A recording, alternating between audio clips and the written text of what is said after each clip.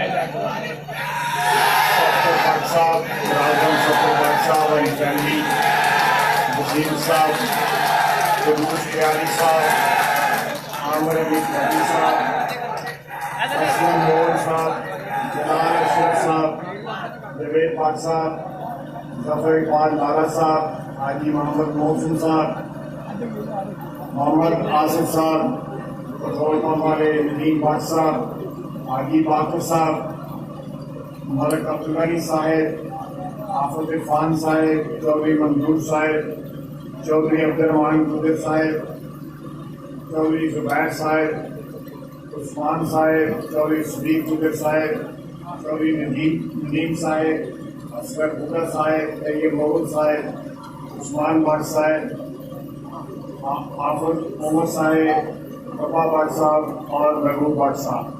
मैं ये तमाम दोस्त जिनके मैंने नाम लिए हैं, मैं उनका तहे दिल से मशकूर भी हूँ और ममनून भी हूँ। अल्लाह ताला इनको जज़ाए खैर दे। मैं तमाम हाज़रीन का और जहाँ जहाँ मेरी आवाज़ जा रही है, घरों में मेरी आवाज़ जा रही है, बहनों और बेटियों का सबका मशकूर हूँ। ये यूनियन काउंसिल जो है ये एक बलदियाती और असेंबली की जो सियासत है या इलेक्शन है उनमें एक बड़ा मुनफरद मुकाम रखती है।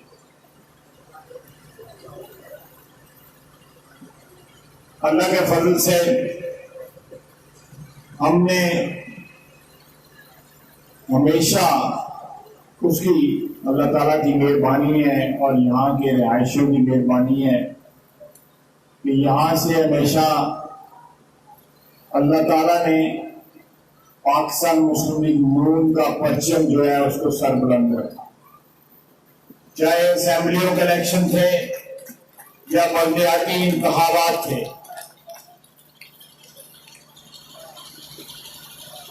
बावजूद इस बात के कि हमारे जो पीडीआई के हरीफ हैं उनके घर की ये यूनियन काउंसिल है, लेकिन फिर भी इस यूनियन काउंसिल ने उनको फतह की इज्जत जो है वो कभी नहीं बख्शी। ये आप लोगों का एहसान है मुझ पे, चौधरी इकराम साहब पे, पाकिस्तान मुस्लिम लीग नून पे और आपकी मियां नवाज शरीफ के साथ और पाकिस्तान मुस्लिम लीग नून के साथ मोहब्बत की सबसे बड़ी शहादत है और कमिटमेंट की सबसे बड़ी गवाही है।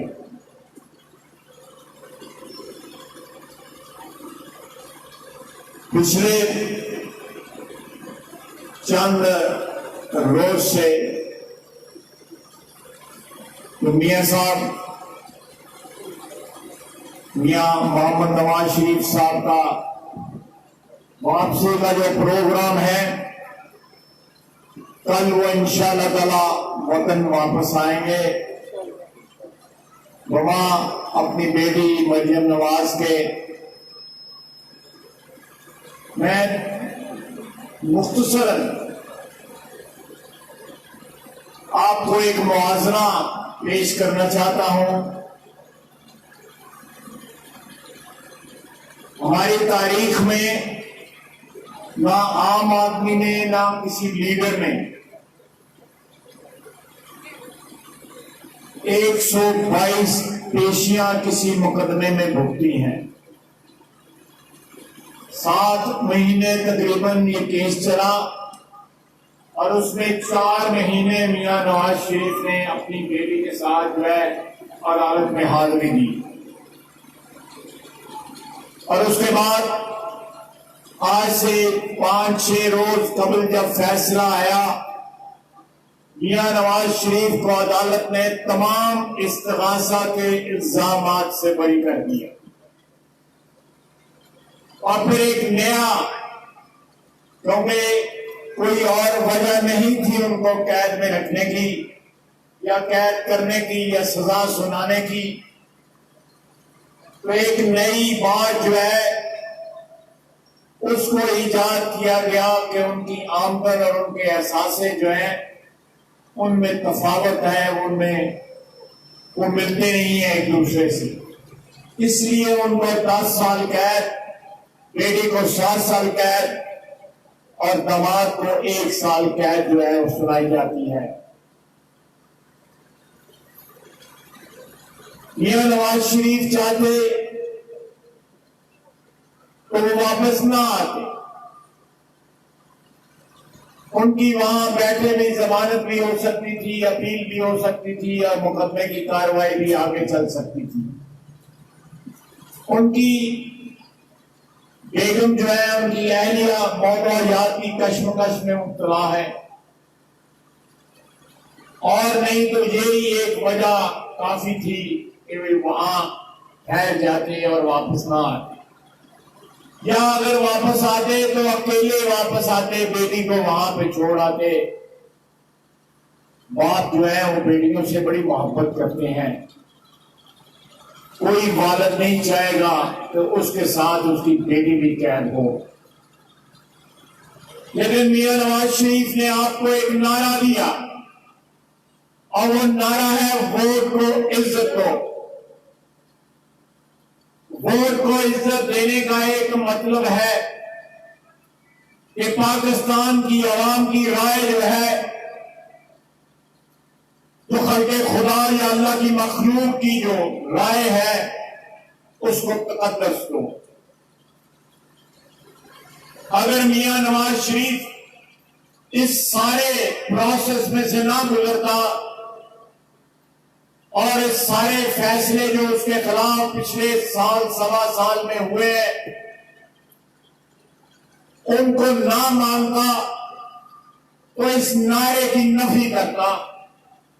हम उन तमाम फैसलों को मुस्तरद करते हैं, लेकिन साथ साथ कानून और आइन का एहतराम जो है उसका दामन भी अपने हाथ से नहीं छोड़ते,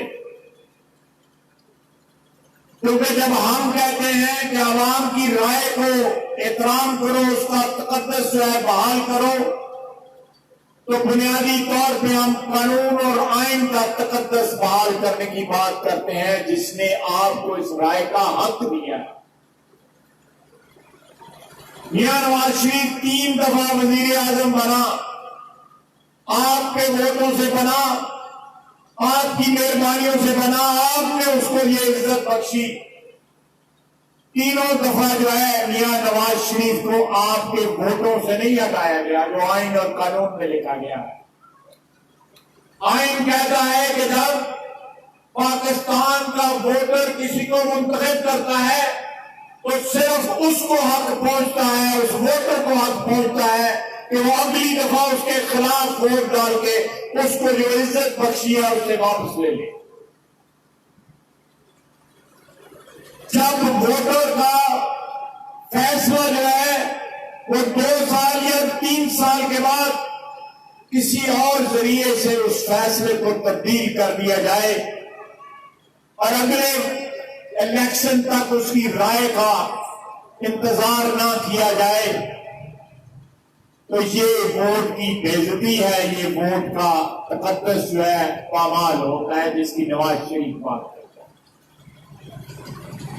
नवाज शरीफ ने थ्रू पिछले 1.5 साल में कानून के आगे सर झुकाया है, नहीं तो वो घोड़ा जर्नैल जो है वो दुबई में बैठा हुआ है, वो कानून उसका कुछ नहीं बिगाड़ पा रहा। कानून ने उस पर कोई हाथ नहीं डाला, कानून उसके आगे लाचार है, कानून उसके आगे बेबस है, अदालतें बेबस है। ये मियां नवाज शरीफ की अजमत है कि उसने कानून के आगे सर झुकाकर कानून को इज्जत दी है, कानून को तकद्दुस दिया है, कानून को इज्जत दी है। क्योंकि जब आपका मुंतखब वज़ीर आज़म या आपके मुंतखब नुमाइंदे कानून, चाहे कानून के खिलाफ ही क्यों न चल रहा हो, कानून का एहतराम नहीं करेंगे तो आम आदमी जो है वो भी कानून का एहतराम नहीं करेगा। फिर वोट्स को इज्जत देने वाली बात नहीं हो सकती।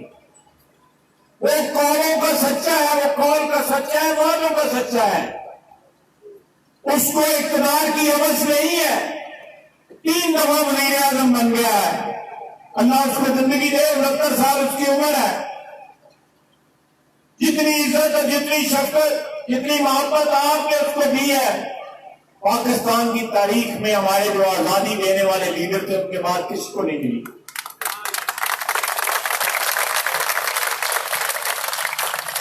उसने 2013 में जो आपसे वादे किए वो वादे भी पूरे किए, बावजूद इस बात के तो उसके खिलाफ धरने दिए गए। चाइना पाकिस्तान इकोनॉमिक कॉरिडोर को रोकने की कोशिश की गई, आपकी तरक्की का जो पहिया है उसको रोकने की कोशिश की गई, लेकिन उसने वादे पूरे किए, आपको बिजली दी। उसने दहशतगर्दी से आपकी जान छुड़ाई, दहशतगर्दी हुई है ना परसों, अल्लाह ताला माफ करे, लेकिन जब आप कानून का एहतराम नहीं करेंगे, मुक़्तदर लोग या अदारे कानून का एहतराम नहीं करेंगे तो मियां नवाज शरीफ मिसाल कायम करेगा कि हुक्मरानी इस सरजमीन के ऊपर, वतन अजीज के ऊपर सिर्फ कानून की होगी, अफराद की नहीं होगी। सिर्फ कानून की होगी, अफराद की नहीं होगी। अफराद आज है, कल नहीं है। किसी की जिंदगी को या इक़्तिदार को दवाम नहीं है। इक़्तिदार दवाम को, अब इक़्तिदार अगर किसी के दवाम को है तो रब्बुल इज्जत के दवाम और इक़्तिदार को दवाम है। उसकी बादशाही हमेशा रहती है। बंदों की बादशाही आज है, कल नहीं है। ये इंसानों को, लोगों को भुलेखे पै जाते ने कि साढ़े को ताकत आ गई है तो हमेशा वास्ते साढ़े को ही रहेगी। भुलेखे अल्लाह कर लेना, भुलेखे फिर मुशर्रफ का करे सुना भुलेखा रुंडिया रहेगा, नूर नूर पर रुंडिया रहेगा।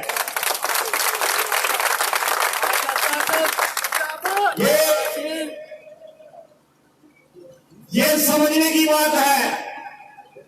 जब गाड़ियों के आगे हुटर लगे हो ना तो डाले आगे पीछे हो, सिक्योरिटी दे सलामा हो रही हो ना 15-19 मीटर। खुलफाए राशिदीन ने इन बातों से परहेज करने की कोशिश तरकीब की,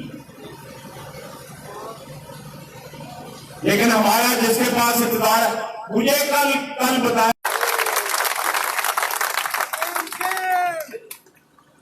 और खुद वो वज़ीर दाखिला बन गए हैं। आप सोचें, मैं परहेज करता हूं कि लोगों की क्या, मैं अपनी मस्बत बातें बताऊं, मैं लोगों की मनफी बातें क्या बताऊं।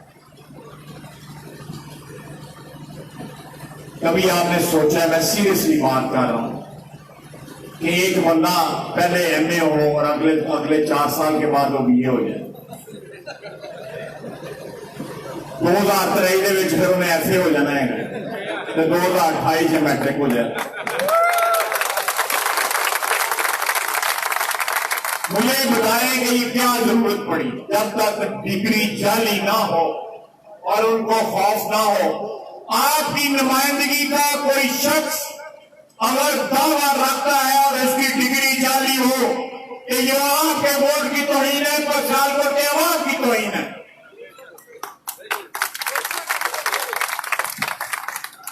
उससे पूछा गया, उनके लीडर से टीवी में पूछा गया कि वो डॉक्टर लियाकत और अंगबाज जरा टीवी में आता है, वो तो पीएचडी था, वो अब एमए हो गया है, और सियालकोट वाले जो है वो एमए से बीए हो गए। ये क्या हो रहा है? वो कहता नहीं मैं क्या करूं, ये तो हजारों का काम है, वो देखे।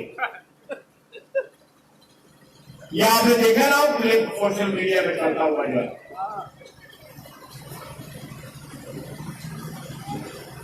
देखें, ये अवाम का जो फैसला या अवाम की राय जो मुकद्दम या उसकी जो फौकियत और तरजीह जो है वो फाइनल है। 2013 में आपने मुझे चौधरी इकराम साहब को मुंतखब किया, 3 दफा मुझे सुप्रीम कोर्ट लेके गया, ये 3 दफा कि सियालकोट की आवाम ने हमें मुंतखब नहीं किया, लेकिन हमें आप इंसाफ दें। सियालकोट पे छोड़े, सारे पाकिस्तान से सबसे बड़ी अदालत जो है वो पाकिस्तान के अवाम की अदालत है।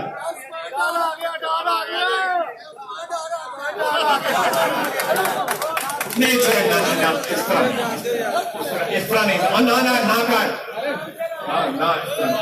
बात जो है वो आर्गुमेंट के साथ होनी चाहिए, इस तरह नहीं बात है।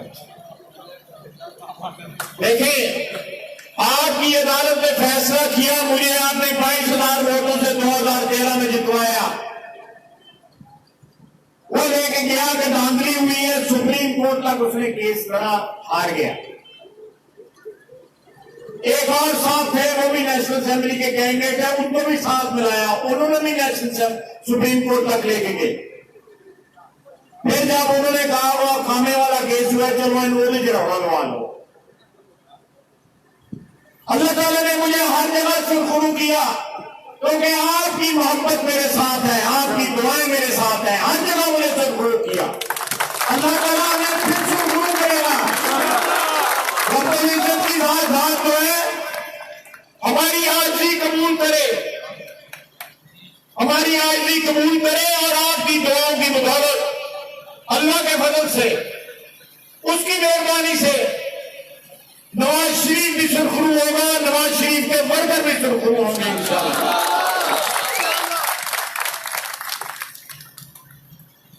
सियालकोट शहर में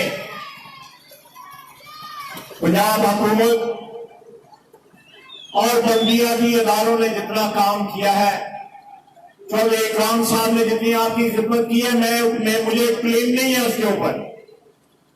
मेरे भाई ने गली गली जाके आप लोगों की खिदमत की है। इस शहर में हल्का 36 जो है और 37 दोनों इस बात की गवाही देते हैं कि आपके एमपीएस ने दिन रात आपकी खिदमत की है, आपके पंचायती इदारों ने आपकी खिदमत की है, आपके वाइस चेयरमैन, चेयरमैन और काउंसिलर ने आपकी खिदमत की है। ये पाकिस्तान मुस्लिम लीग नून के नुमाइंदे हैं।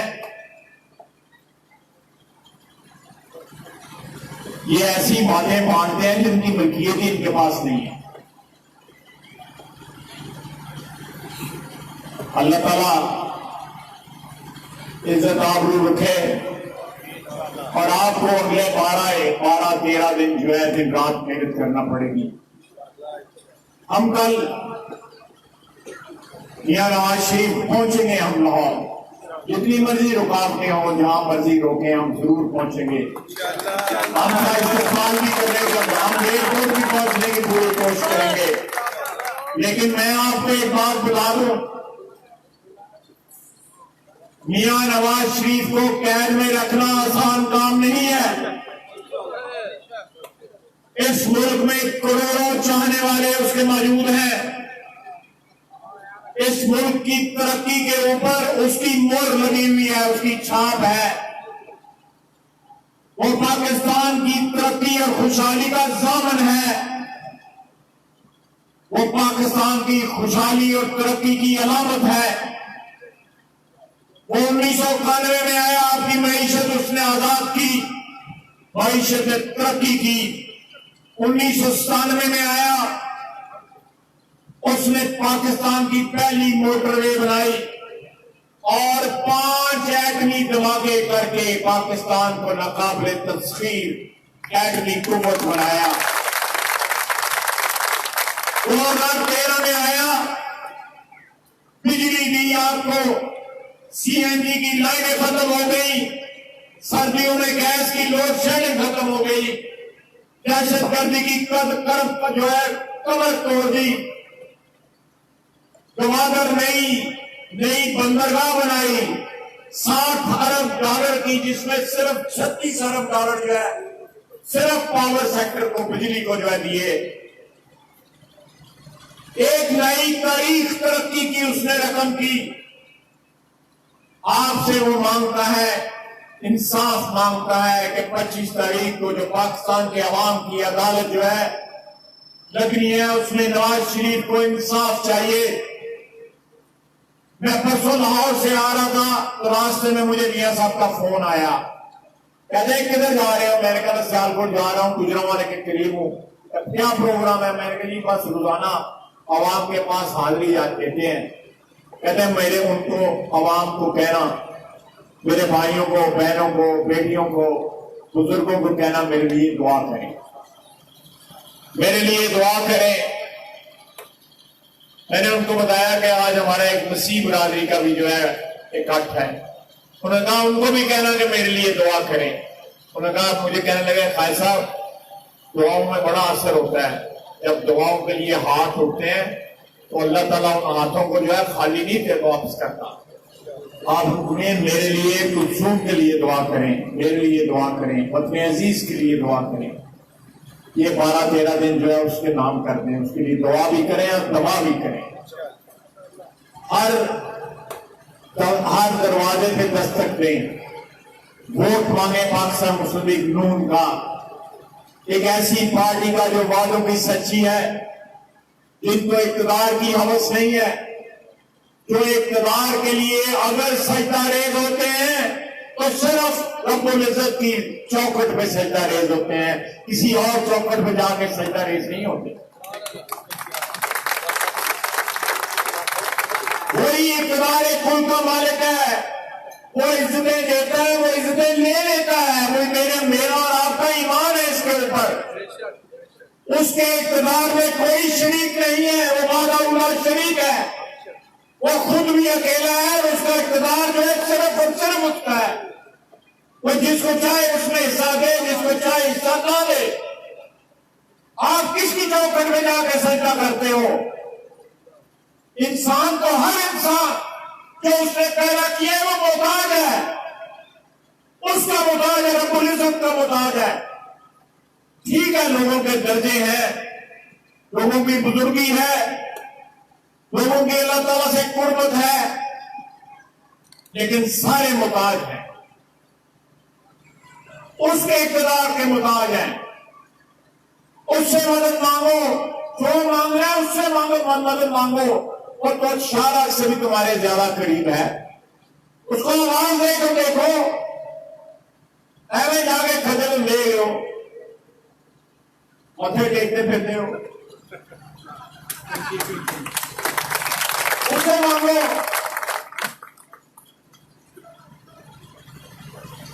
मैंने संजीदा बातें, अपने दिल की बातें आपसे की हैं,